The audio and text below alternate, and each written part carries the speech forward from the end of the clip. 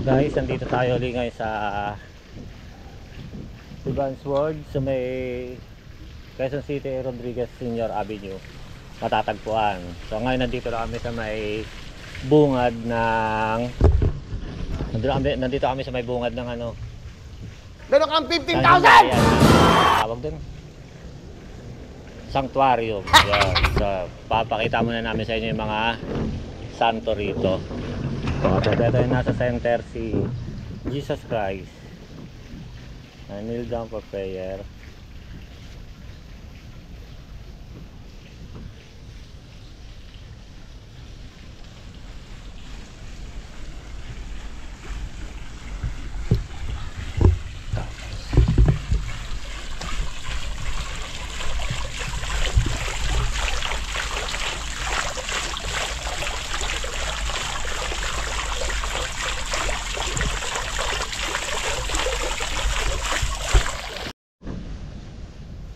Tapos dito punta rito kay St. Francis Assisi ay Assisi. Eto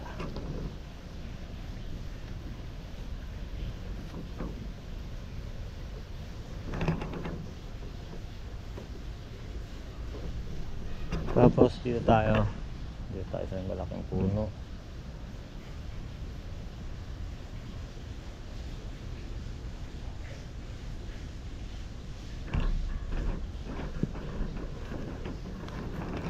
Guardian Angel. Kaya ito kay Guardian Angel. Guardian Angel.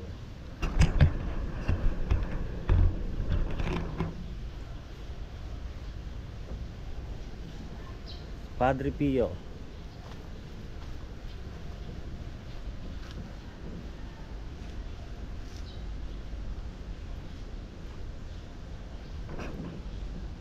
Arcangel Rafael.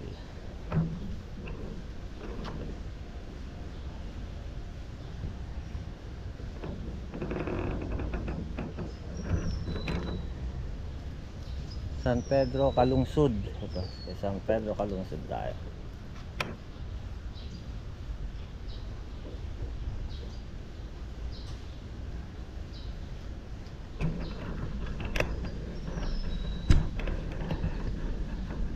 Saint Teresa of Calcutta.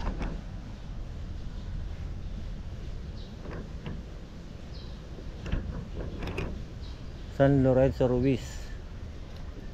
Dito tayo. San Lorenzo Ruiz tayo. Patron saint of Filipino migrant and missionaries, pray for us.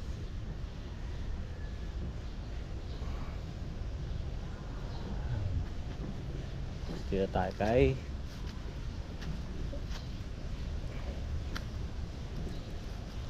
Arcangel Michael Arcangel.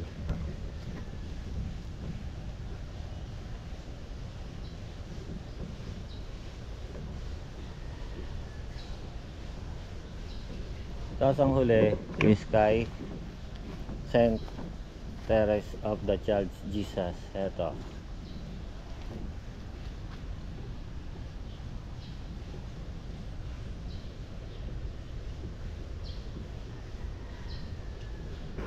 Then ayan guys,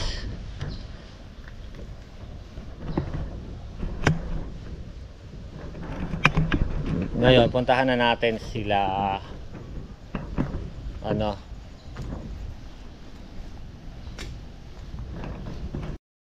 so ayan guys, punta na tayo sa ano sa sanctuarium kung saan nakalibing sila ano, Jacqueline Jose, Samboy Lim at si Ace Berhel. Yun ang pupuntahan natin dito, yung tatlong mga sikat na dito nakahimlay.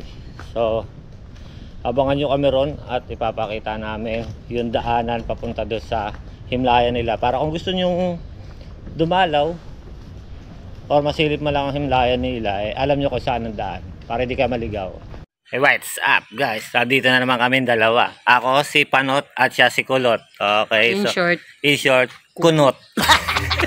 Pupunta tayo ngayon dito sa ano, libingan ng tatlong sikat na artista. Si Warden ng Batang Quiapo! At si Skywalker ng PBA sa koponan ng San Miguel Beer. At yung isa ay ang original na bad boy ng pelikulang Pilipino. Bago si Robin Padilla. Na si Ace Burhel. Ace Burhel. Kalimutan niya, no? Basta yun na yun. Silang tatlo. Pupunta namin dito. Ngayon, nandito pa kami sa may, kung papansin niyo, Walang tao. walang tao, di ba? Para Puro masukal na ano. Para masukal siya na ano. Walang yan, tao, puro lamok. Puro lamok. Yan. Tanghali. Alauna. So, dito yung sa kabila. Sa kabilang side lang yon. Kaya mamaya, papaitan namin sa inyo. Ayan o. Simula rito. Ano to eh? Ayan o. Ando sila. Anong side na yun? Bababa tayo dyan. Dito may mga aso rito. That is not the end. It's just blend. In our journey. Yan. Ano daw sabi? Hindi ko naintindihan eh. Okay. Sige, may abangan nyo na lang kami ron.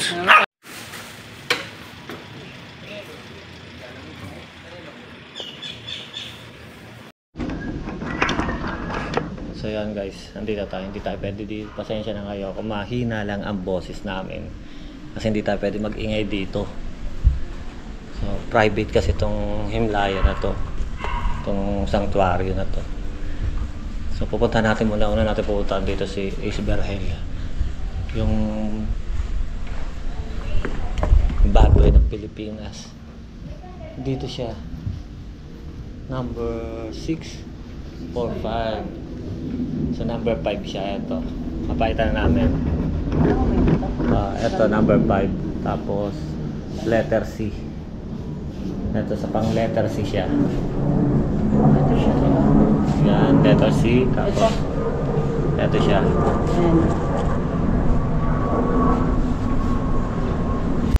Ang pag-uusapan natin ngayon mga dre ay tungkol sa naging buhay ng original na bad boy ng pelikulang Pilipino. Walang iba kundi si Ace York Cesar Asturias Aguilar o mas kilala sa screen name na Ace Burhel. Alas ang tawag sa kanya ng malalapit niyang kaibigan. Ace Burhel ay pinanganak noong November 20, 1954. Siya ay nagmula sa angka ng mga artista. Anak ng mga batikang aktor na sina Alicia Burhel at Cesar Ramirez. At sa mga hindi nakakaalam ay kapatid siya ng aktres na si Beverly Burhel. Kahit nakapagtapos ng kursong Business Management and Public Relations sa Ateneo de Manila, ang ating bida ay pinili pa rin ito ang propesyong malapit sa kanyang puso, ang pagka-artista. Una siyang lumabas sa pelikulang Anak ng Bulkan bilang si Bentoy na kaibigan ng Higanting Ipon noong 1959. Na pinagbidahan ni na Fernando Poe Jr. at Edna Luna. Bumulusok ang karera ni Ace Burhel sa pag-aartista nang pumatok sa takilya ang kanyang pelikula Duel San Miguel, Batang City Jail noong taong 1978 at pinarangalan bilang Best Actor noong 1989 ng Gawad Durian at PMPC Star Awards for Movies sa pelikulang Anak na Kabron. Pinatunayan ni Ace Burhel ang bansak sa kanya na bad boy sa pelikulang Set Corteza noong 1996 at teritoryo ko ito. Kasama sina Rudy Fernandez at Bembol Rocco. Ito ay ilan lamang sa kanyang mga pelikulang tumatak sa isip at talaga namang tinangkilik ng kanyang mga tagahanga.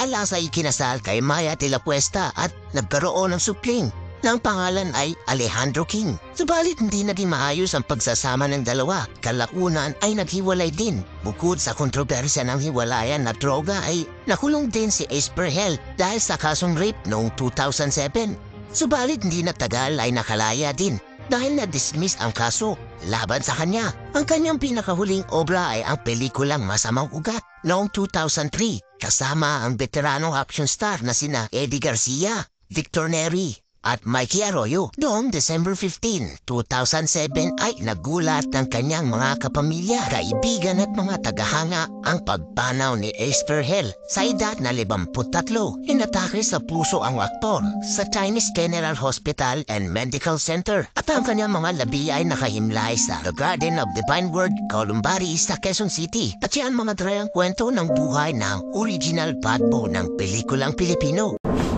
ayan, si Ace Berhel ay hindi ko makita yung ano. Medyo madilim kasi dito. November 20, 1954 at namatay siya noong December 15, 2007. Ayan. May kasama na rin siya dyan. Dalawa na sila. Dalawa sila. Ito. Ayan. Tatlo. Isa, dalawa, tatlo. Tapos sa dati pupuntahan is yung kay ano naman, yung kay Warden, kay Jacqueline Jose. Doon tayo pupunta. Number 15 ba yan? 15. Marami pang tao ron. Kasi, di ba may mga Chinese nga doon? So, hindi mo na kami pupunta ron kasi marami pang tao. Iikot muna tayo rito. Barde na tayo. Punta na tayo rito kaya ano? Hindi ko makakadaan dyan. Dito, meron dito. Walang tawid yan. Ay, wala kang tawiran, no? Tinignan ko na yan. Di doon sa taas, doon. Pag ganun, tara. Punta tayo rito, guys. Hindi ko na alam kung saan ako dadaan. Dito, yan, dito tayo. May parang altar dito eh. Tabi-tabi po. Ito, may parang altar. Dito sa taas. Ayun, no. Di ba? Tapos dito nagmimisa yung father. Kapatay yata. O, pakaililibing. Pero, Siguro lang. ito may daan. Wala na doon yan. Dito rin na daan. Dito pataas. Oo. Pero di nila ginagamit Oo. yan kasi may ano. Siguro pag puno na lang yung ano. Tingnan natin to dito. Hindi parang tiri ka ng common. Ito. Dito, may magtitiri ka dito, no? Parang may tiri ka ng common to. Walang daanan. Ito. Ito sa kabila. Dito, sa kabila. Dito ako dumaan. Yan. Ang Tiri gulo, ka ng common. ang gulo namin, guys, no? Hindi nakakaano kasi talaga ito. Kasi yung mga ditong daan kasi.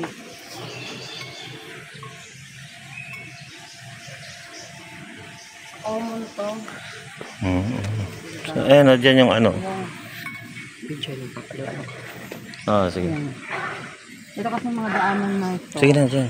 Ano to? Kasi di nagagamit. Kasi, ayan, nakikipanot. Mostly kasi sila naka-elevator. Oo, naka-elevator sila. Kasi So, ganun, pakita mo ganyan. ayan, no? Ayan, ganyan po kasi siya. Ganito po yung style ng libingan nila. Kasi Floor by floor. Kasi mga naka-cremate naman yan. Naka-elevator po yan nandun. Choring! Choring! Yung dito na part, andun yung elevator. So yun, pwede ka pala rito si Morcat pagkagaling mo ro kay kay Isberhel, no? Yung doon na part, may elevator. Ito yung misa, inaabot namin. Saan na yun? Doon.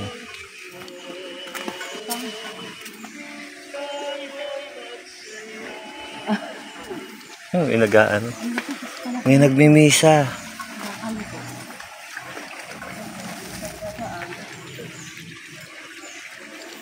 Hindi ba rito? Yan, ito na. Palis na tayo.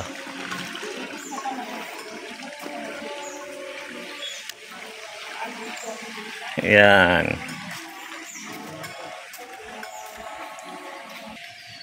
Dito. Nawawala nga, no? Andito yung tugtog eh. Ayun. Ito pala yung speaker, yung bato na to. Ito bato. Hindi halata.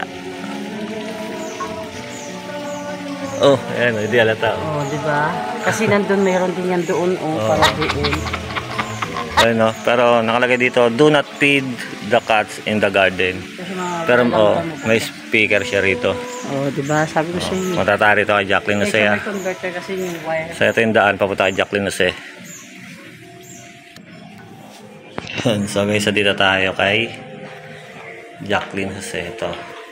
Mary Jane Jacqueline Jose. Una siyang nakilala sa private show, Taho Tukso, at iba pang daring at sexy roles niya noong dekada 80. Kamakailan kinasuplaman siya ng marami, bilang matapopen si Doña Charito sa hit teleseryeng Mundo Mo'y Akin. Ito ang tunay na buhay ng tinaguriang reyna ng underacting na si Jacqueline Jose.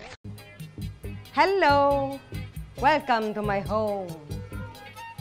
Kayo na yon? Yung taga... Madam, wag na po kayo ma-stress, madam. Hinihingi ko ba ang opinion mo?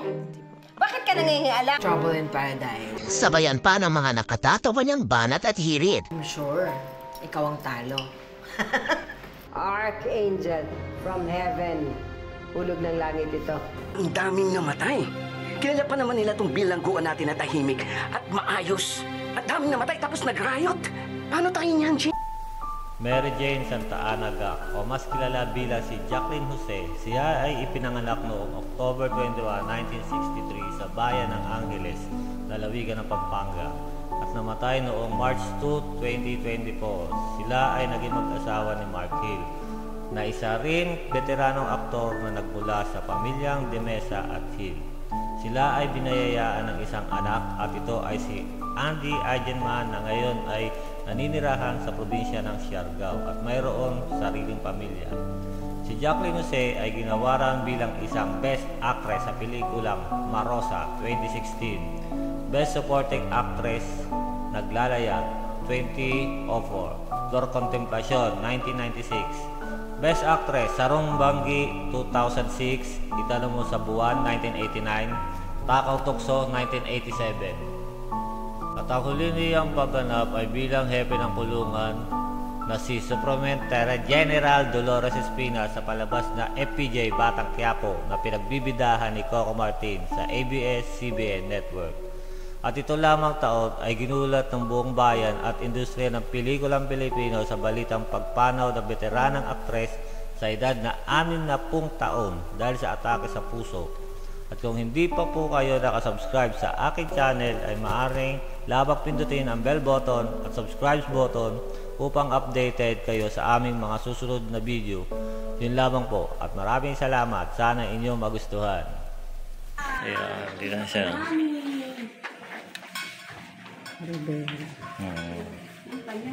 Tsaka Jacqueline na siya. So ngayon po tataro sa kabila. So guys, ayan. Ito yung himlayan na social. Kasi tatlong palapag to eh. Ano? Dalawa, tatlo. Tatlong palapag. Ang entrance nito nandun sa taas. Tapos ngayon, kung may ano kayo, yung mga ayan o, may elevator, di ba? Social elevator. Para yung ano, yung mga kasama nyo senior or naka-wheelchair na, naka-wheelchair or senior na hindi na masyadong kaya mag-akit baba dito sa hagdanan, eh pwede mag-elevator. Yan. Ayan lang.